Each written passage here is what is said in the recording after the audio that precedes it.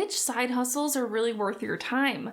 I've dabbled in some side hustles before that sounded really great on the surface, but I ended up making less than minimum wage when all was said and done. Side hustles like mTurk that have you complete basic online tasks that either can't or haven't been automated yet, and transcription services that have you watch videos where you write down the subtitles, these sound really easy and in high demand, but in reality you end up making a very low hourly rate. And this is particularly true if you live in places like the United States or Europe, where cost of living is comparably much higher than other parts of the world, because you're competing with people in places like India, where $5 goes a whole lot further. So generally speaking, if you want to find a side hustle that is worth your time, you want to do things that are specific to your local area and therefore tied directly to your own cost of living.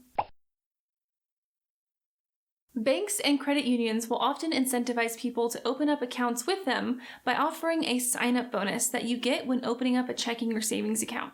To receive the bonus, you'll typically have to meet certain requirements, like deposit $1,000 and keep it there for 60 days, or receive 2 direct deposits in your new account. This side hustle will be a lot easier if you work for an employer that allows you to easily change your direct deposits, although it can certainly still be profitable even if that's not available to you. It's also a particularly valuable side hustle if you have a spouse, because effectively you can do every single bonus twice. And not only that, but many banks will have referral programs, meaning that one spouse can open up an account, get the bonus, refer their spouse, and their spouse can do the same thing, so you walk away with 2 sign-on bonuses and a referral bonus. Keep in mind that you need to be highly organized to be successful at bank account churning, as it can be easy to lose track of which accounts you've opened and when you need to meet their bonus requirements. Expect to make anywhere from $100 to $500 a month, depending on how many accounts you open and whether or not you have a spouse. Some of these bonuses are repeatable after 12 or 24 months, but a lot of the income will probably taper off after a while once you hit all of the big bonuses out there. I've kind of reached that point now, but I still keep my eye out for new bonuses that I can tackle pretty easily. And this is easily probably one of my most profitable side hustles from a pure hourly perspective, because I only put in maybe an hour or 2 of work a month to receive these kind of returns. And I have another video all about bank account churning and how to be successful at it, so feel free to check that one out at the end of this video. In a similar vein, credit card churning can also be a highly profitable side hustle, especially if you travel often. Essentially, you open up credit cards often for big sign-on bonuses and category point multipliers. I have a credit card that I use just for groceries, one just for flights, one for just hotels, one for gas, and so on. Nearly all of my credit cards also came with some pretty big sign-on bonuses, anywhere from 50 to 100,000 points, which I received just for meeting the minimum spend requirements in the first few months. Credit card points can be redeemed for cash, but cashing them out will usually result in the lowest possible value you can get for those points. Using those same points to book your travel expenses, however, like flights and hotels, can lead to a much higher redemption value. As an example, I helped my parents book 2 round-trip tickets to Europe in business class last summer during peak travel time. They ended up spending roughly 250,000 points on their flights. If they had purchased those same exact tickets in cash because they were business class, it would have cost them over $15,000. But if they had cashed out their 250,000 credit card points instead of redeeming them for flights, they would have only been left with $2,500 in cash. And so essentially, using points helped them save $12,000 on their trip. And if you churn credit cards really efficiently, you could take a big international trip every single year and have credit card points pay for 90 to 95% of all flight and hotel costs. And even if you're not a big traveler, there are a ton of credit cards out there that offer cash back on your natural spending, anywhere from 1 to 10% depending on the category, and this can help significantly reduce your expenses.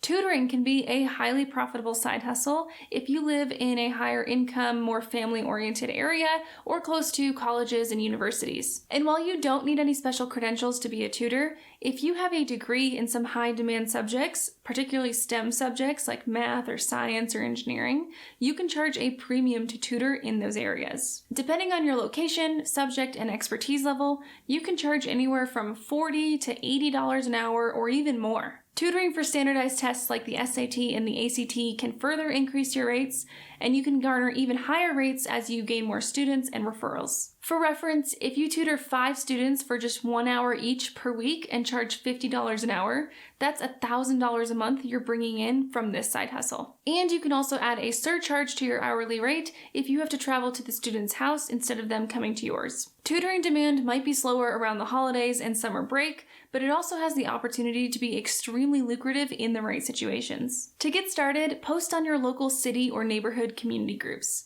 You can also post flyers at local schools and libraries if they'll let you. Once you get established, referrals and word of mouth will probably be your strongest source of new students. You can also use online tutoring platforms like Wizant to find new students, but keep in mind that they usually charge a premium for the service. Wizant in particular charges, I think, about 25%. Tutoring is also a great side hustle because it tends to be fairly consistent. Students will want to see you once or twice a week every week, at least while school is in session. Another side hustle that you can perform in your local area is pet and house sitting services. Dog sitting and dog walking will probably be the most lucrative, but also require the most time invested. Rates will be highly dependent on your location and the services that you provide, whether it's lunchtime walks or watching the dog overnight, either at your house or theirs. Cat sitting to local neighbors may generate a little bit less income, but requires way less time investment. This usually involves 1 or 2 visits a day to feed the cat, clean their litter box, and spend some time brushing and playing with them.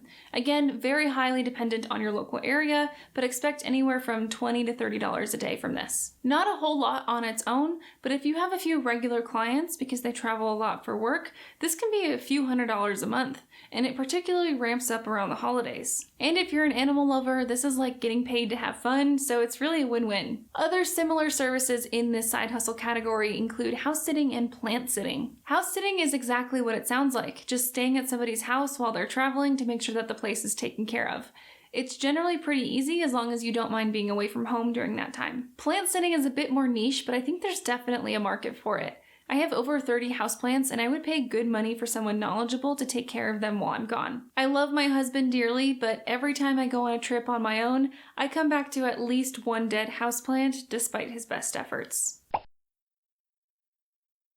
I have seen several successful Instagram accounts in my local area reselling furniture that they found either online or at local estate sales for a much higher margin. Having a cute background, proper lighting, and complimentary decor goes a long way in influencing the price that people are willing to pay for something used. You don't even need to make any changes to the furniture if that's not your skill set. You just need to be good at finding deals from people who have big kind of bulky furniture items that they want to offload and they're willing to let go at bargain rates. To be successful with this side hustle, it helps to have a storage area like an unused garage and a good truck or transportation vehicle to pick up furniture and offer delivery services for an additional fee. Possible income for this side hustle can range anywhere from $50 to thousands depending on the volume and margin of deals that you're working with. There is a woman in my neighborhood who makes some of the best baked sweet treats that I've ever had. Cheesecake bars, brownie bites, pumpkin pie bars, you name it. Nearly everything she makes is in bar form, presumably because that's the most cost-efficient way to make a bunch of baked goods easily at home. About once a month, she'll post on our community Facebook group that she's making a big batch of desserts, usually about 4 or 5 different ones, and that she's taking pre-orders ahead of time, usually a few days in advance, and each serving is usually about $2. And once it's ready, you can either pick up your order or have her deliver it to your house, which is pretty easy for her because she pretty much exclusively sells within our local community. I'm guessing she makes at least a couple $100s every time she does this, so this can be a great side hustle if you really love baking and you live in an area that's easy to advertise quickly, like a community Facebook group. And just keep in mind that in most jurisdictions, you'll need a food license to legally operate. Becoming a mobile notary is a little bit of a niche area, but it's something that's becoming more and more popular with COVID and more remote and hybrid work. The exact rules and guidelines for notaries vary state by state, but generally the maximum amount that a notary can charge for their services is anywhere between $10 and $20. But, and this is why this can be a legitimate side hustle, there's generally no cap to the extra travel fee that you can charge to give the clients the convenience of getting their documents notarized either at home or their place of work. So that means while you can only charge $10 or $20 for the notary services themselves, you could charge a total of $200 just because you came to them, hence the term mobile notary. The exact requirements to become a notary vary state by state, but generally there is a class that you need to take and then an exam that you need to pass. And then once you receive your license, you can sign up for mobile notary platforms online that show you the different clients that need your services and where you can find them, kind of like a notary version of Uber. One other idea to make some consistent monthly income with very little effort is to rent out your place or stuff. There's the obvious, like renting out a spare bedroom or a finished basement to help on housing costs. If you use a platform like Airbnb where you're doing short-term renting, your potential for income is generally a bit higher than long-term renting, at least if you live in a touristy area, although keep in mind this obviously will come with a bit more work and risk. I have seen some people be really successful in the medium-term renting market, where you're renting to people like traveling nurses for 1 to 3 or 6 months. Traveling nurses generally have a very generous housing stipend that comes with their job. They're typically fairly quiet and just looking for a place to sleep.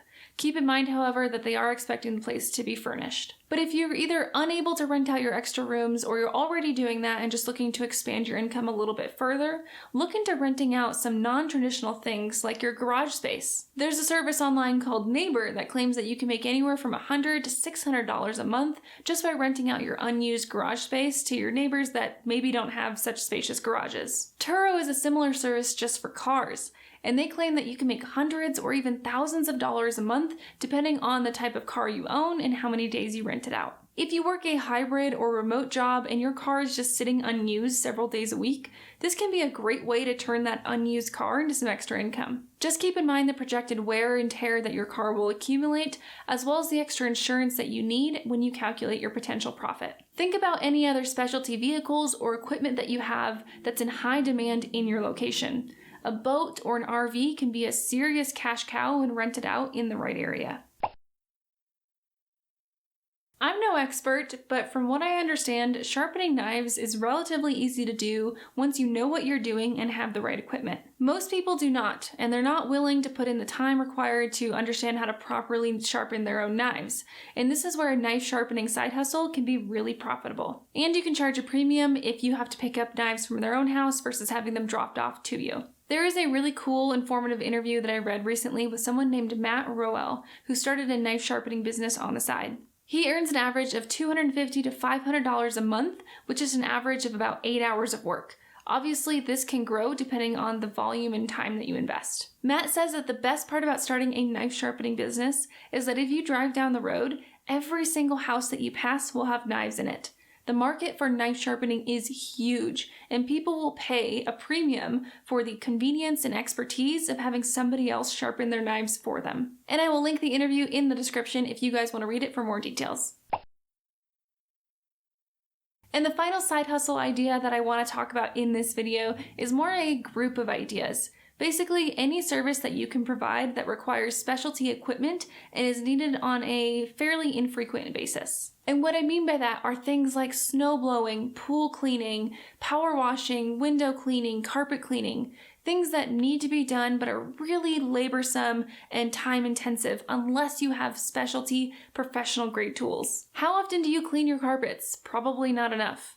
A big hurdle for most people is that they don't have the right tools for the job, nor do they want to pay to rent them when they still have to do the hard part themselves, the labor. And this is where a side hustle specializing in one of these areas can be very, very profitable. Buy the right equipment, figure out how to do it right, and really hone your craft by perfecting it over and over again. And there you have it, 10 side hustle ideas that are actually worth your time and can bring in some much needed income as all of our costs go up due to inflation. Do you have any other ideas? What are you doing this year to make some extra cash on the side? Let me know in the comments down below. As always, please like this video if you learned something and consider subscribing if you want to see more financial management and money tips just like this. Thanks all for watching, and I will see you all next time.